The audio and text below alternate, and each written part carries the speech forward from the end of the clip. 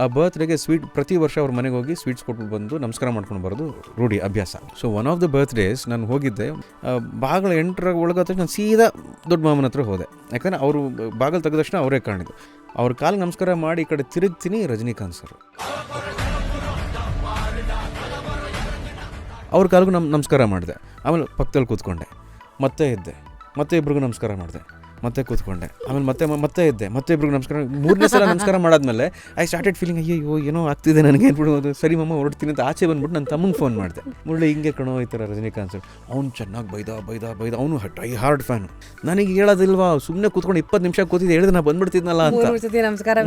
ನಂಗೆಲ್ಲ ಹೇಳ್ದೆ, ಅಯ್ಯೋ ಅವ್ನು ಚೆನ್ನಾಗಿ ಬೈದ ನನಗೆ. ಅಷ್ಟು ಪವರ್ಫುಲ್ ಆಗಿದ್ರೂ ಕೂಡ ಅಷ್ಟು ಸಿಂಪ್ಲಿಸಿಟಿ ಮೇಂಟೈನ್ ಮಾಡಬೇಕಾದ್ರೆ ಅಲ್ಲೇ ಅರ್ಧ ಲೈಫ್ನ ಅರ್ಥ ಇದೆ. ಸೊ ಇದನ್ನೇ ಇಂಬೈಬ್ ಮಾಡಿದ್ದು ಅಪ್ಪು ಅವರು.